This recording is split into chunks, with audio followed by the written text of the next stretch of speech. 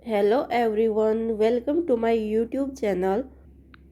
तो आज की क्लास में हम क्लास 12th मैथमेटिक्स का जो चैप्टर 4th है डिटर्मिनेंट्स, उसकी एक्सरसाइज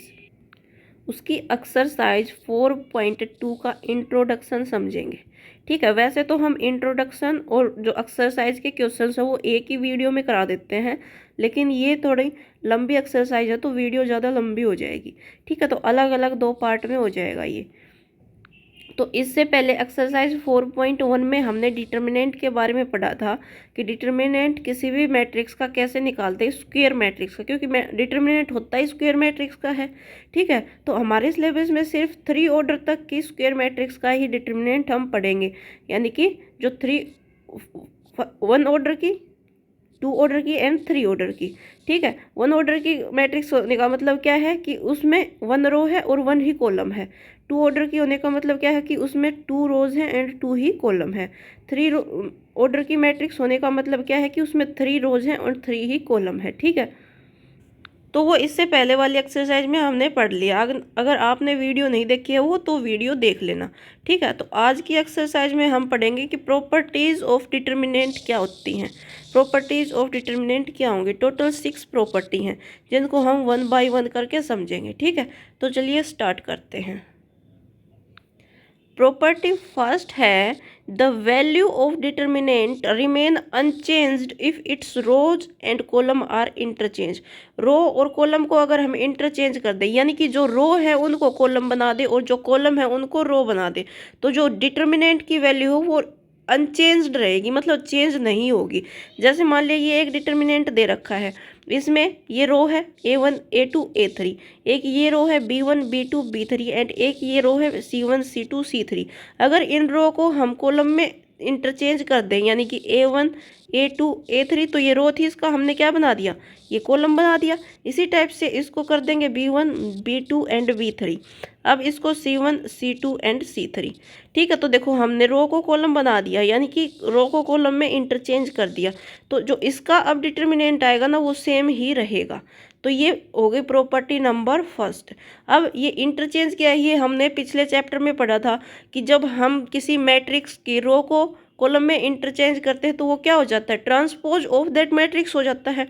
ठीक है, तो ये प्रॉपर्टी यही बोलती है कि अगर हम उस किसी भी डिटरमिनेंट का, किसी भी, ये मैट्रिक्स ही है तो एक टाइप की, इसका अगर हम क्या कर दे, ट्रांसपोज कर दे, तो जब उसका डिटरमिनेंट निकालेंगे तो वो सेम रहेगा। अब किसी भी मैट्रिक्स का हम डिटरमिनेंट कैसे निकालते थे, हमने पिछली एक्सरसाइज में पढ़ा था कि किसी भी रो के अलोंग या किसी भी कॉलम के अलोंग उसका एक्सपेंशन कर देते थे, फिर निकल आता था उसका डिटर्मिनेंट। अब इसमें फर्स्ट रो के अलोंग उसका एक्सपेंशन किया है, फर्स्ट रो में ये एलिमेंट है, तो A1 A2 एंड A3 ये मैंने पिछली एक्सरसाइज में डिटेल में बता रखा है, तो अब वो एक्सरसाइज देख लेना, मैं बार बार में नहीं बताऊंगी क्योंकि वीडियो लंबी होगी। तो यहाँ देखो फर्स्ट रो के अलोंग एक्सपेंशन किया, यहाँ A1 आया, फर्स्ट रो में A1 आया, फिर ये, तो फर्स्ट रो में ये छोड़ देंगे और ये छोड़ देंगे, इसको हम यहाँ लिख देंगे, ये यहाँ लिख दिया। फिर नेक्स्ट है फर्स्ट रो में A2, तो A2 यहाँ लिखा, फिर ये कॉलम और ये रो छोड़ देंगे, बचा क्या, B1 B3 C1 C3, वो यहाँ लिख दिया। ठीक है, नेक्स्ट हम लेंगे A3 ये कॉलम और ये रो छोड़ देंगे, बचा क्या, ये यहाँ लिख दिया। ठीक है, अब साइन की बात रही, बात साइन की, इनके बीच में क्या साइन आएगा, तो मैंने पिछली एक्सरसाइज में बताया था कि ये प्लस होता है, ये माइनस, ये प्लस, ये माइनस, ये प्लस, ये माइनस, ये प्लस, ये माइनस, ये प्लस। अगर हम फर्स्ट रो के अलोंग एक्सपेंशन कर रहे हैं तो क्या लेंगे, फर्स्ट A1 के साथ प्लस, A2 के साथ माइनस और A3 के साथ प्लस। ठीक है, अगर हम सेकंड रो के अलोंग एक्सपेंशन करते, अगर हम ऐसा करते कि B1 फिर यहाँ और B2 फिर यहाँ और फिर क्या करते B3 फिर यहाँ, इसमें क्या आएंगे, इसमें अगर मान लिया हमने B1 किया तो इस रो को और इस कॉलम को छोड़ देंगे, यहाँ क्या आएगा A2 A3 C2 C3।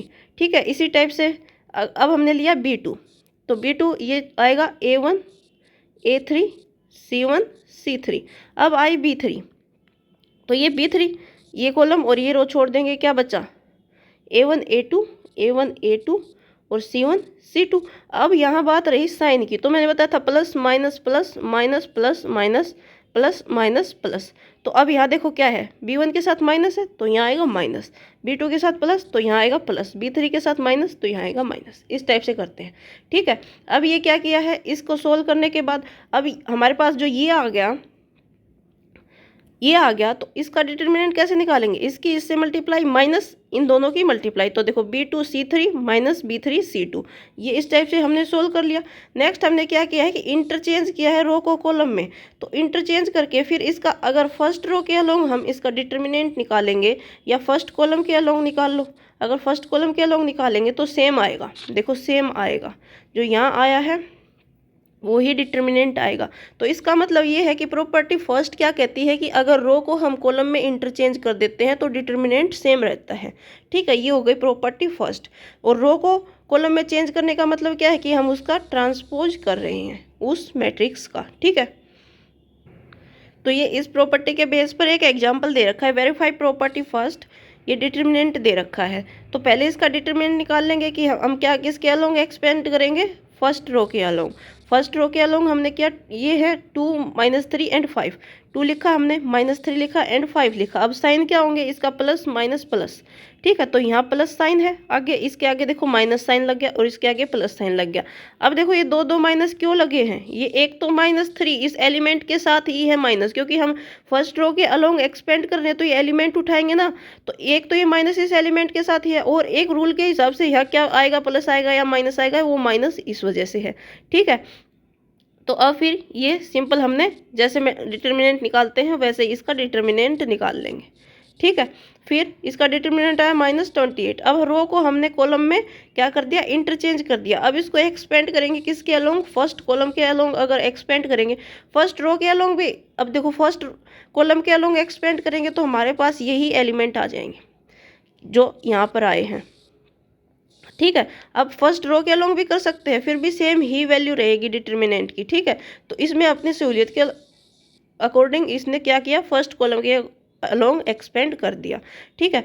तो अब साइन क्या रहेंगे, तो साइन मैंने बताया था plus minus plus, minus plus minus plus minus plus, ठीक है।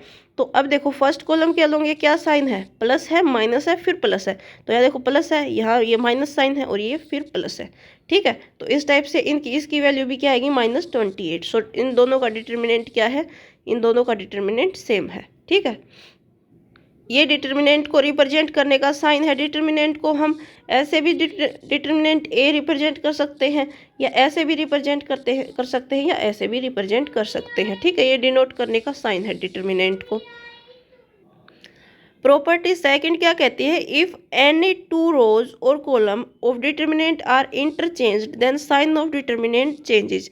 अब फर्स्ट प्रॉपर्टी में क्या कर रहे थे, हम रो को क्या बना रहे थे, कॉलम बना रहे थे, ठीक है। सेकंड प्रॉपर्टी में क्या है, दो रो है ना, उनको इंटरचेंज कर देंगे आपस में, यानी कि जो मान लिया ये रो है, ये R1 रो है, ये रो है R2 रो है, ये रो है R3 रो है। इस टाइप से ये C1 कॉलम है, ये C2 कॉलम है एंड ये C3 कॉलम है।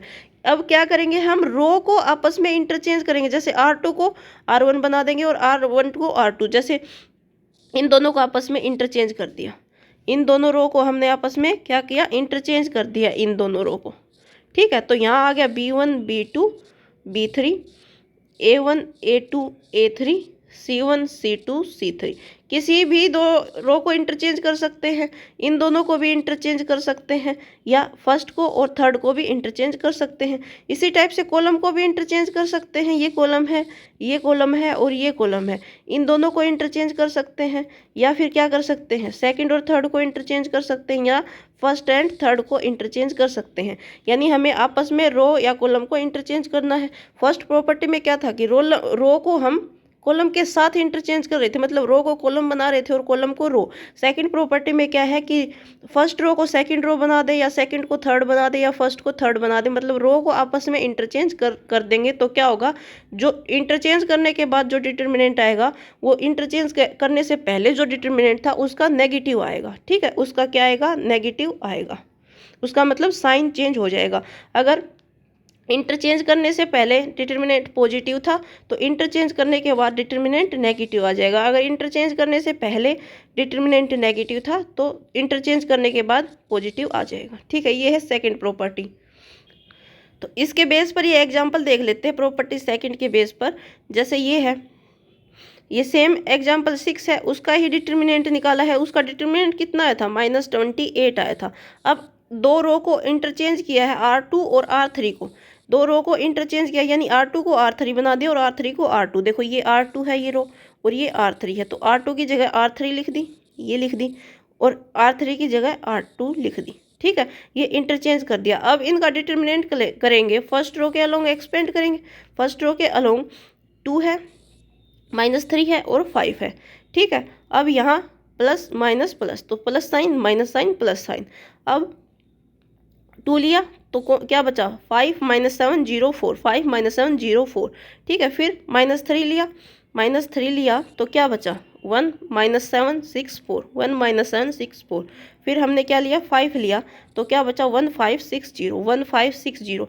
फिर 5 की 4 से मल्टीप्लाई, 0 की 7 से मल्टीप्लाई, 5 की 4 से मल्टीप्लाई 20, माइनस 0 की 7 से मल्टीप्लाई 0। फिर ये माइनस माइनस प्लस हो जाएगा, 1 की 4 से मल्टीप्लाई 4, 1 की 4 से मल्टीप्लाई 4, माइनस क्या करेंगे 6 की 7 से जो मल्टीप्लाई आएगी वो, यानी -42। माइनस माइनस क्या हो जाएंगे, प्लस हो जाएगा। ठीक है, +42। अब ये 5, यहाँ 1 की 0 से मल्टीप्लाई 0, -6 की 3 से मल्टीप्लाई 30। ठीक है, तो इस टाइप से ये सोल्व कर लेंगे। ये देखो 28 आया। अब बिना इंटरचेंज करने से पहले उसका डिटर्मिनेंट क्या था, -28 था। ठीक है, अब दो रो को हमने आपस में इंटरचेंज कर दिया तो डिटर्मिनेंट क्या आया, +28। तो देखो साइन हो गया ना चेंज। ठीक है, तो ये प्रॉपर्टी सेकंड यही बोल रही है।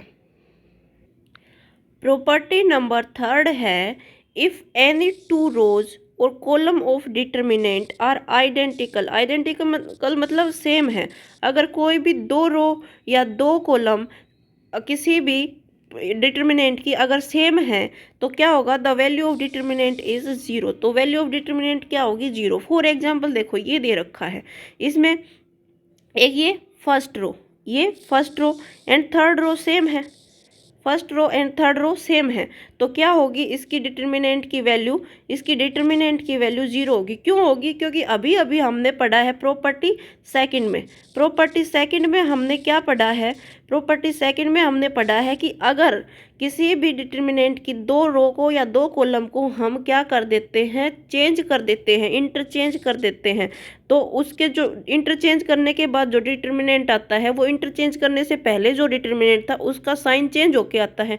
यही हमने पढ़ा है। लेकिन अब देखो इसमें R1 भी सेम है और R2 भी सेम, सॉरी R3 भी सेम है, यानी first row and third row same है, first row and third row same है। अगर हम इनको इंटरचेंज करके भी लिखेंगे तो भी सेम ही बात रहेगी, क्योंकि ये रो ही सेम है तो भी सेम ही बात रहेगी। ठीक है, तो भी सेम ही बात रहेगी क्योंकि ये रो सेम है। तो जो प्रॉपर्टी सेकंड थी वो क्या बोल रही थी कि जब हम इंटरचेंज कर देंगे तो क्या हो गया आना चाहिए, साइन नेगेटिव हो के आना चाहिए। लेकिन हमने इंटरचेंज कर दिया फिर भी डिटर्मिनेंट पर कोई फर्क नहीं पड़ा क्योंकि ये रो सेम है, ये दोनों रो सेम है। तो इसका मतलब क्या है, अगर साइन चेंज होके नहीं आ रहा और डिटर्मिनेंट सेम हो के आ रहा है तो इसकी वैल्यू क्या है, 0 है। क्योंकि 0 के आगे चाहे प्लस लगा दो या -0 लगा दो, रहेगा तो 0 ही। ठीक है, तो इसकी वैल्यू 0 है, तब भी इस पर कुछ, इसी वजह से इस पर इसकी रो या कॉलम चेंज होने से कोई फर्क नहीं पड़ रहा। ठीक है, क्योंकि प्रॉपर्टी सेकंड के अकॉर्डिंग क्या था कि अगर हम दो रो या दो कॉलम को इंटरचेंज करते हैं तो इंटरचेंज करने के बाद जो डिटर्मिनेंट की वैल्यू आती है वो क्या आती है, जो इंटरचेंज करने से पहले थी उसका अपोजिट साइन आता है, यानी प्लस थी तो माइनस आएगा, माइनस थी तो ये प्लस आएगा। ठीक है, अब देखो ये रोज आइडेंटिकल है, चेंज करेंगे तो भी कोई फर्क नहीं पड़ेगा, यानी इनका डिटर्मिनेंट सेम रहेगा, यानी सेम रहेगा। सेम रहेगा तो इसका मतलब क्या है कि इनके डिटर्मिनेंट की वैल्यू क्या है, 0 है। तो 0 को चाहे +0 लिखो या -0 लिखो कोई फर्क नहीं पड़ेगा। ठीक है, तो ये है प्रॉपर्टी नंबर थर्ड। तो अभी तक हमने कितनी प्रॉपर्टी पढ़ ली, 3 प्रॉपर्टी पढ़ ली। फर्स्ट प्रॉपर्टी क्या थी, 1 बाय 1 रिवाइज करते हैं एक बार।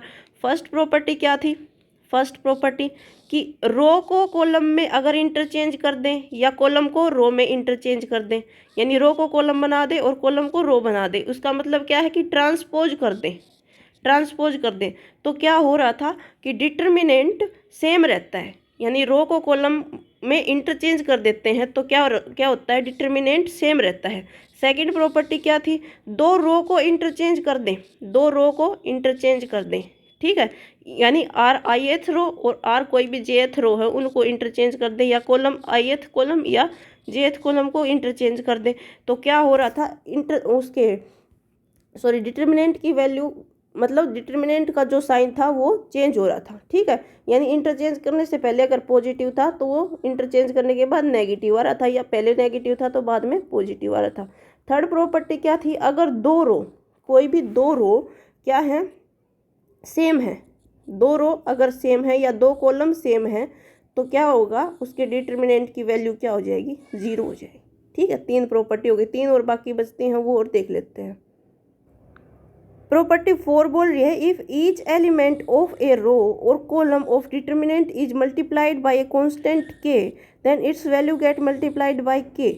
यानी कि अगर किसी भी डिटर्मिनेंट की कोई भी रो, कोई भी एक रो या कोई भी एक कॉलम किसी कांस्टेंट से मल्टीप्लाई है तो उसका जो डिटर्मिनेंट की वैल्यू आएगी वो भी क्या होगी, कांस्टेंट से मल्टीप्लाई होगी। जैसे ये डिटर्मिनेंट है, ये डिटर्मिनेंट है, इसकी वैल्यू मान लिया ये है।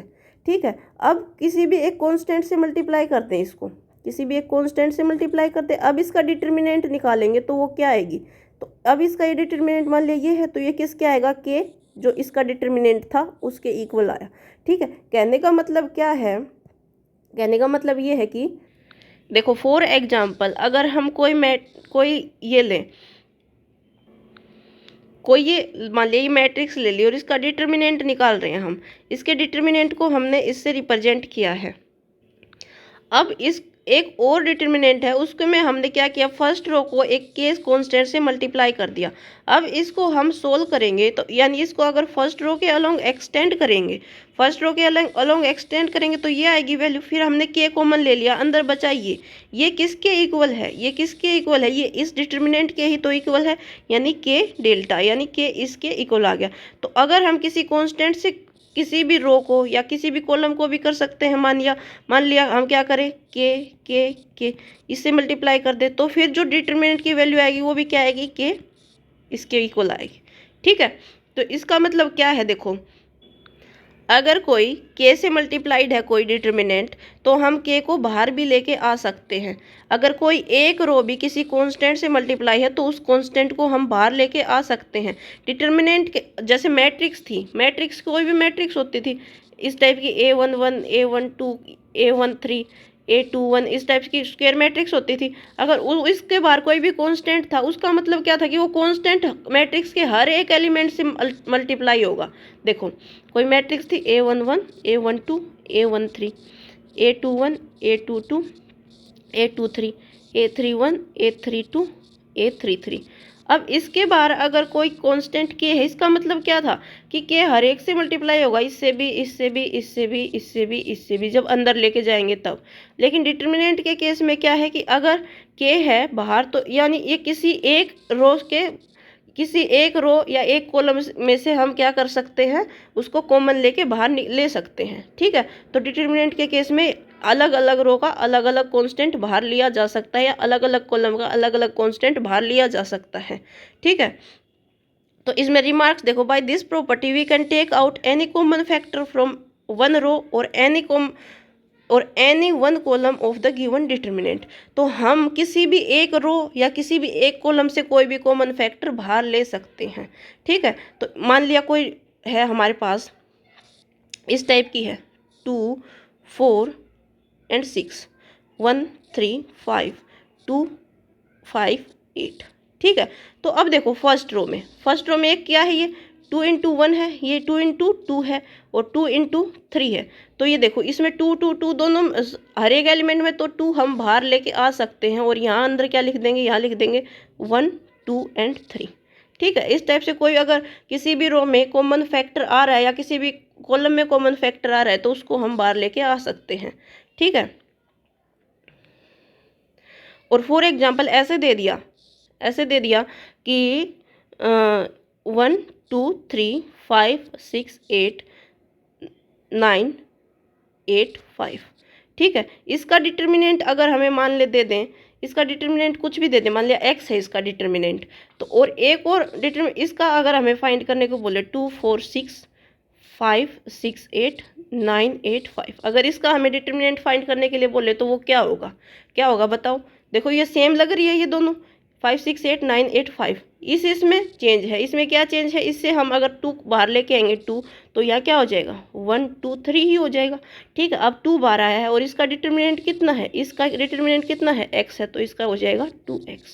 ठीक है, इस टाइप से कर सकते हैं। तो अब देखो,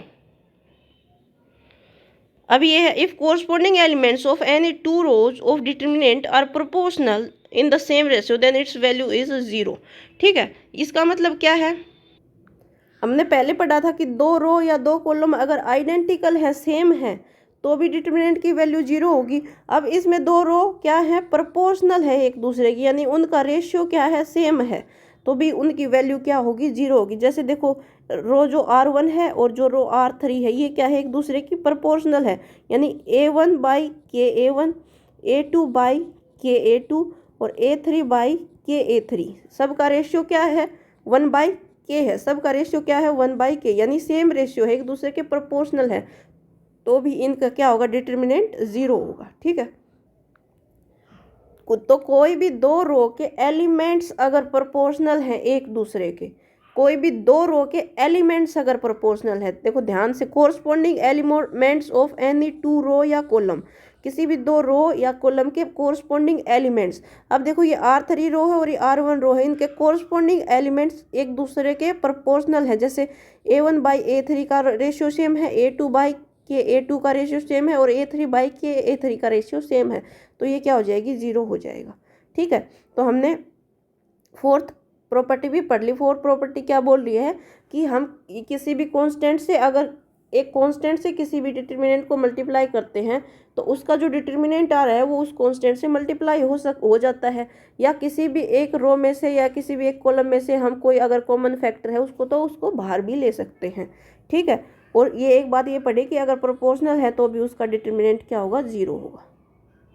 अब इसके बेस पे एग्जाम्पल 9 है, ये है, तो इसमें से देखो कॉमन क्या आ रहा है, इसमें से कॉमन क्या आ रहा है, 102 को हम क्या लिख सकते हैं, 6 × 17, इस 18 को 6 × 3 और 36 को 6 × 6।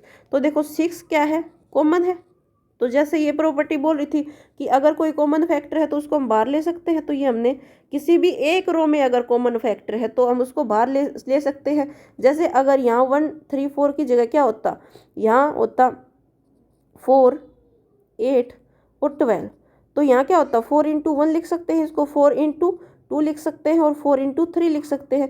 यहाँ भी क्या हो जाता, 4 4 4 कॉमन फैक्टर हो जाता, और यहाँ ऊपर 6 6 6 है ही, तो हम 4 को भी बाहर ले सकते थे, यानी 6 × 4, एक 4 को भी बाहर ले सकते थे। यानी अगर दो रो में कॉमन फैक्टर है तो दोनों में से भी हम बाहर ले सकते हैं, एक रो में है तो एक रो में से भी ले सकते हैं बाहर। ठीक है, तो इसका मतलब ये नहीं लिखेंगे, जैसे देखो मान लिया एक मैट्रिक्स हमारे पास 102 18 36, अब यहाँ 6 12 18 36 17 3 6। अब देखो ये मैट्रिक्स, इसको हम कैसे लिख सकते हैं, 6 × 17, 102 क्या हो जाएगा, 6 × 17। ठीक है, और ये हो जाएगा 6 × 3 और 36 क्या हो जाएगा, 6 × 6। अब देखो इसमें भी 6 कॉमन फैक्टर आ रहा है, 12 को हम कैसे लिख सकते हैं, 6 × 2 6 × 3 और ये 36 है 6 × 6। ठीक है, अब ये है 17 3 और 6। अब देखो इस फर्स्ट रो में भी 6 कॉमन फैक्टर है एंड सेकंड रो में भी 6 कॉमन फैक्टर है। ठीक है, इसमें भी 6 कॉमन फैक्टर है, इसमें भी 6, तो एक बार 6 बार नहीं लिखेंगे, क्योंकि एक बार 6 कॉमन तो हमने किस में से ले लिया, R1 में से ले लिया, फिर R2 में से भी तो 6 कॉमन लेंगे, तो ये R2 में से कॉमन ले लिया। अब इसके अंदर क्या लिख देंगे, 17 3 6 2 3 6 17 3 6। ठीक है, इस टाइप से ये हो जाएगा। तो अलग अलग रो में से अगर हम कॉमन फैक्टर ले रहे हैं तो उतने ही बार जो कॉमन ले रहे हैं वो बाहर लिखा जाएगा। ठीक है, ये नहीं है कि एक रो में से अगर दोनों में 6 6 है तो हम एक ही बार 6 बाहर लिखेंगे। ठीक है, अब आगे देखो ये क्या होगा, ये दोनों रो क्या हो गई, आइडेंटिकल हो गई, तो दो रो अगर आइडेंटिकल होती है तो उसका डिटर्मिनेंट 0 हो जाता है, तो ये 0 हो जाएगा, तो 6 × 0 क्या होगा, 0। ठीक है, तो ये इसका डिटर्मिनेंट क्या आ गया, 0। अब प्रॉपर्टी नंबर 5 है, if some or all elements of a row और column of determinant are expressed as sum of 2 or more terms. कि अगर किसी भी रो या कॉलम के जो एलिमेंट है वो सम ऑफ टू टर्म्स अगर लिख रखे हैं, जैसे ये लिख दिया R1 row sum of two terms लिख रखी है, तो हम इस डिटर्मिनेंट को भी क्या कर सकते हैं, expressed as sum of two determinant. इसको हम दो डिटर्मिनेंट के सम के रूप में एक्सप्रेस कर सकते हैं। जैसे ये है तो इसको हम कैसे लिख सकते हैं, एक डिटर्मिनेंट ये हो गई और एक डिटर्मिनेंट ये हो गई। जो ये रो है सेकंड रो और थर्ड रो सेम रहेगी, इसमें फर्स्ट रो चेंज हो जाएगी। फर्स्ट रो में इसके जो फर्स्ट वाले एलिमेंट लिख देंगे और इसमें इसके नेक्स्ट वाले एलिमेंट लिख देंगे। इस टाइप से हम किसी भी मैट्रिक्स को लिख सकते हैं। जैसे हमें दे दिया फॉर एग्जांपल, ये एग्जांपल नंबर 10 है, हमें ये जो जीरो के इक्वल करना है। तो देखो ये सम के रूप में एक्सप्रेस कर रखा है ना, सम की फॉर्म में, तो इसको हम अलग अलग कैसे करेंगे, ये तो सेम रहेगी, ये तो सेम रहेगी दोनों में, तो ये देखो ये सेम है। अब इसको क्या करेंगे, इस आगे वाले मैट्रिक्स में इसके आगे वाले ये लिख देंगे और इस पीछे वाले डिटर्मिनेंट में इसके ये जो पीछे वाले हैं 2x 2y एंड 2z ये लिख देंगे। अब देखो इसमें क्या है, इसमें first row and second row identical है तो ये 0 हो जाएगा। ठीक है, इसमें क्या है, ये second row and third row एक दूसरे के क्या है, प्रोपोर्शनल है, तो एक दूसरे के प्रोपोर्शनल होंगी तो भी क्या होंगे, 0 होंगी। क्योंकि प्रोपोर्शनल होने का मतलब क्या है कि इनके कोरस्पॉन्डिंग एलिमेंट्स का रेशियो क्या है, सेम है, यानी 2x/x 2y/y और 2z/z, ये इनका रेशियो क्या है, सेम है, 2 इनके बीच का रेशियो है, तो ये एक दूसरे के प्रोपोर्शनल है, तो ये भी क्या हो जाएगी, 0 हो जाएगी। तो प्रॉपर्टी 3 क्या कहती है, अगर आइडेंटिकल है तो 0 होगी। और प्रॉपर्टी 4 क्या कहती है कि अगर इनके रेशियो प्रोपोर्शनल है तो क्या हो जाएगी, ये 0 हो जाएगी। ठीक है, और बाय प्रॉपर्टी 5 क्या, इसको हम अलग अलग मैट्रिक्स डिटर्मिनेंट के फॉर्म में लिख सकते हैं। ठीक है, प्रॉपर्टी 6 लास्ट प्रॉपर्टी है। ये क्या बोलती है, अगर हम ये ऑपरेशन लगाते हैं जो हमने पिछली एक्सरसाइज में पढ़ा था, पिछले चैप्टर में, कि ट्रांसफॉर्मेशन कैसे करते हैं किसी भी मैट्रिक्स का, तो एलिमेंट्री ट्रांसफॉर्मेशन के अंदर हमने पढ़ा था। तो अगर किसी भी रो पर हम इस टाइप से ऑपरेशन लगा दें या इस टाइप से ऑपरेशन लगा दें, ये ऑपरेशन का मतलब क्या है कि जैसे A1 रो पर हम ऑपरेशन लगा रहे हैं कि C3 को किसी भी कांस्टेंट से मल्टीप्लाई करेंगे और उसको फिर क्या करेंगे, R1 में ऐड कर देंगे। यानी R1 में किस टाइप से हमने ऑपरेशन लगाया कि R1 में क्या ऐड किया, प्लस K से मल्टीप्लाई करके किसको, R3 को। ठीक है, इस टाइप से अगर हम कोई भी या रो में या कॉलम में ऑपरेशन लगाते हैं तो डिटर्मिनेंट की वैल्यू क्या रहती है, सेम रहती है।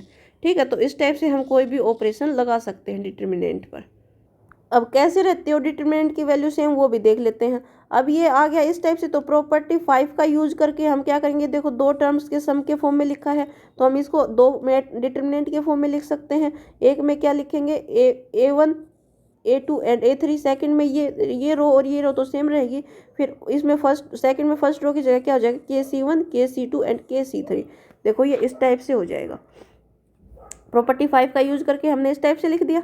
ठीक है, अब प्रॉपर्टी 5 का यूज करके हमने इस टाइप से लिख दिया। अब K इस दोनों सब में क्या है, कॉमन है, तो K को क्या ले लेंगे, बाहर ले लेंगे। तो देखो फिर K को बाहर लेने के बाद यहाँ C1 C2 C3 बचेगा और यहाँ C1 C2 C3 है, दोनों रो आइडेंटिकल हो जाएंगी, तो ये क्या हो जाएगा, 0 हो जाएगा। अगर K बाहर नहीं लेंगे तो भी क्या है, जो R1 रो और R3 रो क्या है, एक दूसरे के प्रोपोर्शनल है, तो भी क्या हो जाएगा, ये क्या हो जाएगी, 0 हो जाएगी। तो अब देखो इसका डिटर्मिनेंट इसके इक्वल आएगा, ये इसका ही डिटर्मिनेंट आ गया ना। शुरू में हम किसका डिटर्मिनेंट निकाल रहे थे, इसका, फिर लास्ट में किसका डिटर्मिनेंट निकलेगा, इसका ही निकलेगा, क्योंकि ये तो 0 हो गया। तो ये डिटर्मिनेंट देखो सेम रहा। ठीक है, डिटर्मिनेंट क्या रहा, सेम। अब देखो अगर सिर्फ इतना हम कोई ऑपरेशन लगाते हैं कि किसी भी रो को हम किसी कांस्टेंट से मल्टीप्लाई कर देते हैं, तो क्या होगा, जो डिटर्मिनेंट आएगा वो भी किससे मल्टीप्लाई हो जाएगा, उस कांस्टेंट से मल्टीप्लाई हो जाएगा। ये तो हमने जो प्रॉपर्टी पढ़ी थी, कौन सी प्रॉपर्टी थी, फोर्थ प्रॉपर्टी थी, वही तो है कि कोई भी कांस्टेंट है तो डिटर्मिनेंट भी कांस्टेंट से मल्टीप्लाई हो जा रहा है। ठीक है, अब देखो if more than one operation, like ये इस टाइप के ऑपरेशन अगर हम एक से ज़्यादा लगाते हैं तो हमें एक बात ध्यान रखनी है कि जिस रो पर या जिस कॉलम पर ये ऑपरेशन पहले से लग गया है ना, उसको हम यूज़ नहीं करेंगे दूसरे ऑपरेशन लगाते टाइम। ठीक है, तो इस बात का ध्यान रखना है। एग्जाम्पल नंबर 11 है, प्रूव दैट कि इसका डिटर्मिनेंट A⁴ के इक्वल होगा। तो हम ऑपरेशन लगाएंगे कि क्या, R2 पर क्या ऑपरेशन लगाएंगे कि रो 3 में R2 - 2R1, यानी पहले तो जो R1 है उसको 2 से मल्टीप्लाई करेंगे, तो R1 को 2 से मल्टीप्लाई करेंगे तो 2A हो जाएगा, ये 2A + AP हो जाएगा, और ये 2a plus b plus c हो जाएगा। फिर क्या करेंगे, R2 माइनस जो ये आया है इसमें से माइनस कर देंगे, तो R2 ये है, R2 ये है, इसमें से क्या माइनस करेंगे, ये माइनस करेंगे, तो 2a माइनस 2a क्या हो जाएगी, 0 हो जाएगा, यहाँ हो गया 0। फिर ये 3a minus 3a plus 2b minus क्या करेंगे, 2a प्लस, ये 2a प्लस b है तो 2 अंदर जाएगा, 2a प्लस 2b हो जाएगा, बाहर माइनस है तो यहाँ माइनस हो जाएगा। तो यहाँ देखो 3a माइनस 2a क्या बचा, a, और 2b ये कैंसिल, तो यहाँ हो गया a। ठीक है, इसी टाइप से यहाँ 4a plus 3b plus 2c है, माइनस क्या करेंगे, 2a plus b plus c, 2 अंदर जाएगा, 2a plus 2b plus 2c, बाहर साइन माइनस है तो ये भी माइनस हो जाएंगे, ये भी माइनस हो जाएंगे। अब 4a minus 2a 2a, 3b minus 2b plus b और 2c 2c, तो 2a प्लस b आ गया। ठीक है, ये ऑपरेशन लगाने से ये वैल्यू आ गई। ठीक है, अब R3 पर ऑपरेशन लगाएंगे किस टाइप का, इसमें R3 पर क्या ऑपरेशन लगाएंगे कि 3R2 करेंगे, फिर 3R2 को R3 में से माइनस करेंगे। 3R2 का मतलब क्या है कि R2 ये है, इसको 3 से मल्टीप्लाई, तो ये हो जाएगी 0 और ये हो जाएगा 3a और ये हो जाएगा 6a प्लस 3b। ठीक है, उसको क्या करेंगे, R3 में से माइनस करेंगे, तो 0 माइनस 0 0 रहेगा, और 3a माइनस 3a 0 हो गया। अब 7a plus 3b minus 6a minus 3b, तो 3b से 3b और 7a माइनस 6 से a हो गया। ठीक है, तो यहाँ आ गया a, इस टाइप से ये ऑपरेशन लग गया। अब इसको क्या करेंगे, हम एक्सपेंड कर लेंगे किसके अलोंग, फर्स्ट कॉलम के अलोंग, क्योंकि इसमें 2 जीरो हैं, हमने एक्सपेंशन पिछली एक्सरसाइज में पढ़ा था, तो जिसमें 2 जीरो आ गई तो ये 2 तो वैल्यू 0 ही हो जाएंगी, हमें सिर्फ इसकी वैल्यू निकालनी पड़ेगी a, तो ये रो हटा देंगे, इसके अंदर ये आएगा a। तो अब a की a से मल्टीप्लाई a स्क्वायर माइनस 0 की से मल्टीप्लाई, ये तो 0 हो जाएगा, तो a की a से मल्टीप्लाई और ये 0 है तो ये 0 हो जाएगा। तो अब अंदर मल्टीप्लाई करेंगे, a की a से मल्टीप्लाई a क्यूब माइनस 0 की a से मल्टीप्लाई ये 0, तो ये हटा देंगे, तो ये हो गया a क्यूब। तो हमने यही प्रूव करना था। विदाउट एक्सपेंडिंग प्रूव दैट, तो एक्सपेंड करके भी हम प्रूव कर सकते हैं कि इसके डिटरमिनेंट की वैल्यू 0 होगी। एक्सपेंड करके कैसे, जो हम पहले पिछली एक्सरसाइज में करा था कि एक रो के अलोंग एक्सपेंड कर लो या किसी कॉलम के अलोंग एक्सपेंड कर लो, थर्ड रो के अलोंग एक्सपेंड करेंगे तो इसकी डिटरमिनेंट की वैल्यू 0 आएगी। लेकिन विदाउट एक्सपेंडिंग हमें क्या प्रूव करना है कि वैल्यू 0 है। तो वैल्यू 0 प्रूव करने के लिए हम क्या करें, ये ऑपरेशन अप्लाई करेंगे कि R1 is equal to R1 plus R2, R1 is equal to R1 plus R2 करेंगे, तो इसमें R1 ये है, इसमें R2 ऐड करेंगे तो ये x plus y plus z हो जाएगा, यहाँ भी ये x plus y plus z हो जाएगा और ये भी x plus y plus z हो जाएगा, तो x plus y plus z ये तीनों हो गए। अब देखो जो R1 रो है और जो R3 रो है वो क्या है, प्रोपोर्शनल है एक दूसरे की, यानी कि इनके कोरस्पॉन्डिंग एलिमेंट का जो रेशियो है वो सेम है, यानी x plus y plus z by 1, हर एक का रेशियो सेम है। तो इसका मतलब क्या हो जाएगा, अगर 2 रो एक दूसरे के प्रोपोर्शनल होते हैं तो डिटरमिनेंट क्या होता है, 0 होता है। ठीक है, तो इस प्रॉपर्टी का यूज करके हम क्या लिख देंगे, डिटरमिनेंट 0 होगा if any 2 rows have proportional to each other. ठीक है, नेक्स्ट है हमें इसकी वैल्यू फाइंड आउट करनी है। सिंपल, हमें इसकी वैल्यू ऐसे भी निकाल सकते हैं जैसे हम पहले एक्सपेंड कर रहे थे ना, फर्स्ट रो या first column, second row, third row या third second column third column, उसके अलोंग एक्सपेंड करके भी निकाल सकते हैं और इसको इजी बना के भी निकाल सकते हैं। ऑपरेशन लगा के इसको इस टाइप से कोई भी 2 एलिमेंट को 0 बना लो, कोई भी 2 एलिमेंट को जब 0 बना लेंगे तो क्या होगा, उसका डिटरमिनेंट निकालना ईजी हो जाएगा। अब देखो R2 को क्या किया हमने, R2 माइनस R1 किया, R2 माइनस R1 किया तो ये हो गई, और फिर R3 को क्या किया, R3 माइनस R1 किया, R3 माइनस R1 किया तो क्या हो गया, ये बन गया। ठीक है, तो अब देखो जो R2 रो है उसमें से क्या कॉमन ले लेंगे हम, B माइनस A कॉमन ले लेंगे और R3 में से C माइनस A कॉमन ले लेंगे। तो यहाँ से जो B माइनस A 0, यहाँ या 0 है तो 0 के साथ तो कुछ भी लिख सकते हैं, तो 0 के साथ भी हम B माइनस A लिख सकते हैं, कोई फर्क नहीं पड़ेगा। तो यहाँ से B minus A easily common आ जाएगा, यहाँ B माइनस A है ही 1 बचेगा, यहाँ B minus A minus B है तो इसको B माइनस A करेंगे तो माइनस बाहर आएगा, यानी कि माइनस सी होगा तो बी माइनस ए कॉमन लिया तो यहाँ बचा माइनस सी। इसी टाइप से इसमें से सी माइनस ए कॉमन लेंगे तो इस रो में से बी माइनस ए कॉमन लिया, बी माइनस ए बाहर लिख दिया, इसमें से क्या लिया सी माइनस ए बाहर लिख दिया।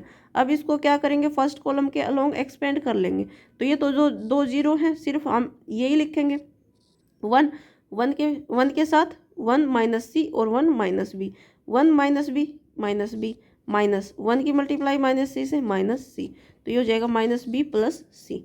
ठीक है, माइनस बी प्लस सी। अब देखो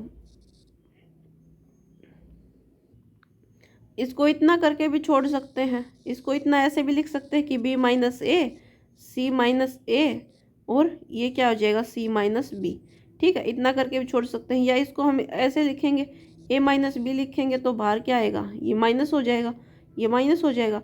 और इसको क्या लिखेंगे बी माइनस सी लिखेंगे, बी माइनस सी लिखेंगे तो बाहर क्या हो जाएगा माइनस हो जाएगा, और सी माइनस ए है ही तो ये माइनस माइनस कैंसिल हो जाएंगे, तो ये और ए माइनस बी माइनस सी और सी माइनस ए इस टाइप से लिखा है। ठीक है, कैसे लिखा है ये आया समझ में, क्योंकि देखो बी माइनस ए है और सी माइनस ए है और यहाँ माइनस बी प्लस सी का मतलब क्या है सी माइनस बी है। ठीक है, तो यहाँ से माइनस कॉमन लिया, यहाँ से माइनस कॉमन लिया, यानी कि माइनस वन अगर यहाँ से कॉमन लेंगे तो ये क्या हो जाएगा ए माइनस बी। ठीक है, अब सी माइनस ए को ऐसे ही लिखो, अब यहाँ से कॉमन लेंगे माइनस तो ये क्या हो जाएगा माइनस वन, अगर हम यहाँ से कॉमन लिया तो ये हो गया बी माइनस सी। अब ये माइनस वन और माइनस वन ये हो जाएगा क्या माइनस माइनस प्लस तो वन हो जाएगा ये। अब ए माइनस बी है, सी माइनस ए है और बी माइनस सी है, तो वन लिखो या ना लिखो कोई फ़र्क नहीं है, तो ए माइनस बी लिख दिया, बी माइनस सी लिख दिया और सी माइनस ए लिख दिया। ठीक है, बस ये ऐसे ही किया गया है। आप इतना भी छोड़ दोगे ना इसको तो भी ये सही रहेगा, इतना अगर छोड़ दोगे तो भी ये सही रहेगा। ठीक है, एग्जाम्पल नंबर 14 है, प्रूव हमें क्या करना है कि इसका डिटर्मिनेंट किसके इक्वल है 4ab के इक्वल है। तो इसका डिटर्मिनेंट हमें 4ab के इक्वल प्रूव करना है, कैसे करेंगे देखो R1 को हमने कैसे लिखा, R1 को R1 minus R2 minus R3 लिख दिया। जब R1 में से R1 R2 माइनस R3 करेंगे, R1 B प्लस C है तो इसमें से R2 माइनस करेंगे और R3 भी माइनस करेंगे तो B प्लस C में से माइनस B माइनस C करेंगे तो जीरो हो जाएगा। अब A माइनस C हो जाएगा ये, और ये हो जाएगा A माइनस B और A से A कैंसिल तो माइनस B, तो ये क्या हो जाएगी जीरो A माइनस C और माइनस B। ठीक है, जीरो ए माइनस सी और माइनस बी। ठीक है, अच्छा ये भी तो करना है, ये तो जीरो हो गई। अब R1 में से क्या R2 और R3 दोनों माइनस करनी है ना, तो ए माइनस सी माइनस ए और ये भी तो माइनस करनी है माइनस सी, तो यहाँ से देखो ए से ए कैंसिल, ये हो जाएगा माइनस टू सी, माइनस सी और माइनस सी माइनस टू सी। अब इसमें से ए माइनस ये R2 भी करनी है माइनस और ये R3 भी करनी है माइनस, माइनस ए माइनस बी, तो यहाँ से ए कैंसिल हो जाएगा माइनस टू बी। ठीक है, तो ये आ गया। अब इसको R1 के अलोंग एक्सपेंड करेंगे तो जीरो ही हो जाएगा क्योंकि जीरो है। अब ये माइनस टू सी और इसके अलोंग इसको सोल्व कर लेंगे तो ये 4abc के ही इक्वल आएगा। इसको आप सोल्व करके देख लेना। Example number 15, if x y z are different then इसकी डिटर्मिनेंट की वैल्यू जीरो होगी, ये हमें प्रूव करना है। And show that 1 plus x y z is equal to zero. ठीक है, तो ये देखो ये इस टाइप का दिया गया है, ये दो इस ऐड के सम के फॉर्म में लिख रखा है, तो यूजिंग प्रॉपर्टी 5 हम क्या करेंगे इसको अलग अलग लिख लेंगे, इसको ऐसे अलग अलग लिख लेंगे। यहाँ एक में दो डिटर्मिनेंट के फॉर्म में लिख लेंगे 1 1 और दूसरे में ये सेकेंड वाला ये लिख देंगे यहाँ। ठीक है, और ये दोनों ये और ये सेम रहेगा। नेक्स्ट हमने क्या किया, नेक्स्ट हमने किया कि देखो इसमें से इस रो में से क्या कॉमन आएगा x, इस रो में से क्या कॉमन आएगा y और इस रो में से क्या कॉमन आएगा z, तो यहाँ x y z कॉमन हो गया और यहाँ बचा 1 x plus x and x square 1 y square, यहाँ से z कॉमन आ गया तो यहाँ बचा z और z स्क्वेयर। ठीक है, नेक्स्ट देखो यहाँ -1 की पावर इसका कोई सीन नहीं है। ये देखो फिर ये है इस टाइप की, इसको हमने ये इस टाइप बना दिया कैसे कि C2 और C3 को इंटरचेंज कर दिया। पहले ये थी C2 एंड C3, इसको इंटरचेंज किया तो यहाँ 1 1 1 हो गया, यहाँ हो गया x square y square and z square. फिर क्या किया, फिर C1 और C2 को इंटरचेंज कर दिया। ये जो C2 आई है C1 एंड C2, इसको इंटरचेंज कर दिया, C2 क्या हो गया था 1 1 1 हो गया था, तो ये यहाँ 1 1 1 हो जाएगा और यहाँ हो जाएगा X Y एंड Z, तो ये इस टाइप की बन जाएगी। ठीक है, तो यहाँ से ये डिटर्मिनेंट कॉमन है, यहाँ सेम है, यहाँ सेम है, ये कॉमन ले लिया और यहाँ क्या बच गया 1 और X प्लस वाई बच गया, X Y Z बच गया। ठीक है, तो नेक्स्ट देखो, नेक्स्ट क्या किया, फिर इसको ऑपरेशन लगाया कि R2 को क्या लिखा R2 माइनस R1 और R3 को R3 माइनस R1, तो इस टाइप से डिटर्मिनेंट बन गया। इसको हम क्या करेंगे, कॉलम फर्स्ट के अलोंग क्या कर लेंगे, एक्सपेंड कर लेंगे। एक्सपेंड करने से पहले इसमें देखो, यहाँ से क्या कॉमन ले सकते हैं हम, y माइनस एक्स कॉमन ले सकते हैं, और यहाँ से क्या कॉमन ले सकते हैं, z माइनस एक्स कॉमन ले सकते हैं। तो यहाँ से y माइनस एक्स कॉमन ले लेंगे, यहाँ से y माइनस एक्स और यहाँ से z माइनस एक्स कॉमन लिया। फिर इसको कॉलम फर्स्ट के अलोंग एक्सपेंड करेंगे, तो कॉलम फर्स्ट के अलोंग एक्सपेंड करेंगे, ये तो दोनों जीरो हैं, सिर्फ यहाँ 1 रहेगा और फिर ये रहेगा 1 1 y plus x 1 z plus x, इनकी क्रॉस मल्टीप्लाई करेंगे इसकी इससे, तो ये हो जाएगा z plus x minus y plus x, अंदर माइनस जाएगा तो ये हो जाएगा y माइनस एक्स, एक्स से एक्स कैंसिल, तो ये हो जाएगा z माइनस वाई। ठीक है, इसका डिटर्मिनेंट कितना आया, z माइनस वाई। ठीक है, अब देखो क्वेश्चन के शुरू में बोला है कि x और y x y z and x y z क्या है, डिफरेंट है। तो एक्स वाई जेड डिफरेंट है तो उनका डिफरेंस जीरो नहीं हो सकता। कोई भी दो डिफरेंट वैल्यू होंगी, उनका डिफरेंस जीरो कैसे होगा, किसी का भी डिफरेंस जीरो तभी तो होगा ना, तब वो वैल्यू सेम होंगी। कोई भी x माइनस एक्स करेंगे तो ही डिफरेंस जीरो आएगा, y माइनस वाई करेंगे तो ही डिफरेंस जीरो आएगा। ठीक है, 3 माइनस 4 कैसे जीरो हो सकता है, जीरो नहीं होगा। तो शुरू में क्वेश्चन में बोला कि एक्स वाई जेड डिफरेंट है, मतलब उनकी वैल्यू सेम नहीं है। तो ये चीज़ क्या है, और इनका डिटरमिनेंट क्या दिया गया है, जीरो के इक्वल दिया गया है, और क्या बोल रहा है कि x y z are different हैं। अब इसका डिटरमिनेंट की वैल्यू अगर जीरो दी गई है, मतलब जो डिटरमिनेंट हमारे पास ये आया है, ये किसके इक्वल दे रखा है, जीरो के इक्वल दे रखा है, और एक्स वाई जेड डिफरेंट है। तो एक्स वाई जेड डिफरेंट है तो वाई माइनस एक्स भी जीरो नहीं हो सकता, जेड माइनस एक्स भी जीरो नहीं हो सकता, और जेड माइनस वाई भी जीरो नहीं हो सकता, क्योंकि ये डिफरेंट है।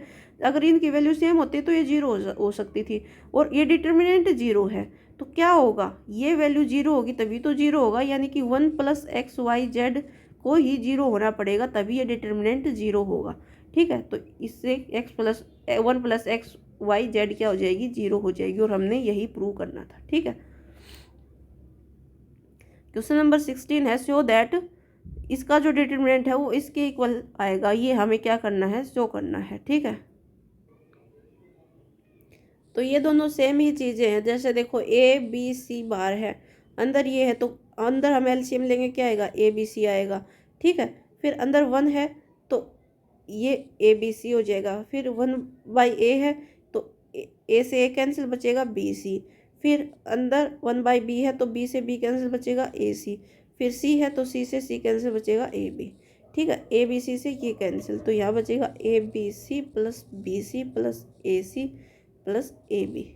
ठीक है, ए सी या सी लिख दो ए सी को, ठीक है, बी सी, तो हमें ये प्रूव करना है। तो इसमें देखो लेफ्ट हैंड साइड लेके चलेंगे, लेफ्ट हैंड साइड हमने ली तो हमने कॉमन ले लिया ए, किस में से, R1 रो में से कॉमन ले लिया, B R2 रो में से, और C R3 रो में से। तो R1 में से अगर ए कॉमन लेंगे, यहाँ a प्लस 1 प्लस ए है तो इसको हम कैसे लिख दें, 1 प्लस ए को हम कैसे लिख दें, 1 प्लस ए बाई ए, और 1 को कैसे लिख दे, 1 ए बाई ए, और 1 को कैसे लिख दे, ए बाई ए इंटू ए, ऐसे लिख सकते हैं। अरे इस फर्स्ट रो को हम कैसे लिख सकते हैं, 1/a बाई ए से ही मल्टीप्लाई कर दो, ए से ही डिवाइड कर दो, ए 1 को कैसे a बाई ए, और 1 को कैसे a बाई ए। अब a हमने कॉमन लिया तो यहाँ से a कॉमन लिया तो क्या बचा, क्या बच गया यहाँ अंदर, a अगर हमने कॉमन ले लिया, तो अंदर क्या बच गया, अंदर बच गया 1 प्लस ए बाई ए, और यहाँ से ए कॉमन लिया तो 1/a बचा, और यहाँ से कॉमन लिया तो 1/a बचा। अब 1 प्लस ए बाई ए को हम कैसे लिख सकते हैं, इसको हम अलग अलग करके नीचे लिखें ए को, तो कैसे लिखेंगे, इसको ए को इसके भी नीचे लिख दो, ए को इसको भी नीचे लिख दो, तो ये हो जाएगा 1/a+1। ठीक है, 1/a+1। तो ये देखो ये ऐसे ही है 1/a+1, और ये हो गया 1/a और ये हो गया 1/a। ठीक है, सेम बी के केस में होगा। अगर यहाँ से बी कॉमन लेंगे तो ये क्या बचेगा 1/b, 1/b+1, 1/b, और यहाँ से सी कॉमन लेंगे तो ये 1/c, 1/c, 1/c+1। ठीक है, अब क्या करें, R1 पर क्या ऑपरेशन अप्लाई करें कि R1 को कैसे लिख दें, R1 = R1 R2 R3।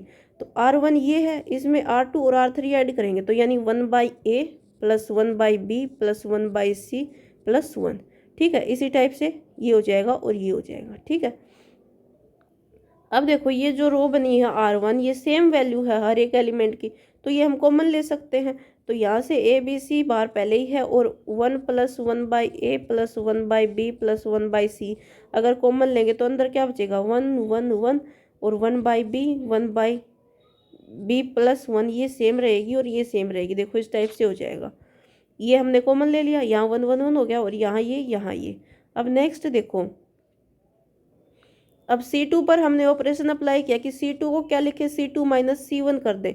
C2 ये है, C3 ये है, और C1 ये है।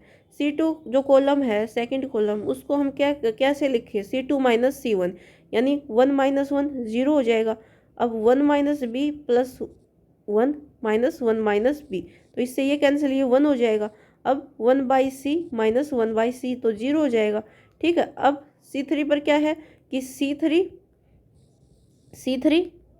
C1, तो C3 में यहाँ 1 है तो 1 - और C1 1, और यहाँ 1/b है तो 1/b-, इसमें ये क्या है 1/b, तो ये 0, ये भी 0, ये भी 0, तो यहाँ 0 आ गया, यहाँ 0 आ गया। अब ये क्या है 1/c + 1, और ये -1/c, इससे ये कैंसिल, यहाँ हो गया 1, तो यहाँ आ गया 1। ठीक है, अब देखो एक्सपेंड कर लो इसमें, इस रो फर्स्ट रो के ये लोग एक्सपेंड कर लो। फर्स्ट रो के अलोंग ये तो 0 0 है तो 0 हो जाएगा, सिर्फ इसकी वैल्यू लिखनी पड़ेगी। इसकी वैल्यू लिखेंगे तो 1, इसके साथ क्या आएगा 1 0 0 1। ठीक है, तो 1 × इसकी इससे मल्टीप्लाई 1, -0 की 0 से मल्टीप्लाई 0, तो ये कितनी आ जाएगी, इसकी वैल्यू 1 आ जाएगी। तो ये देखो इसकी वैल्यू आ जाएगी 1। ठीक है, तो 1 को किसी से मल्टीप्लाई करें तो वो वही रहेगा, तो इसका आंसर आ जाएगा ये। तो हमने यही प्रूव करना था, जो कि राइट हैंड साइड ये इक्वल है। ठीक है, तो ये इंट्रोडक्शन हो गया कंप्लीट, कल हम इसकी एक्सरसाइज कर लेंगे। आज की वीडियो में इतना ही, अगर पसंद आए तो लाइक शेयर एंड सब्सक्राइब जरूर करें। Thank you.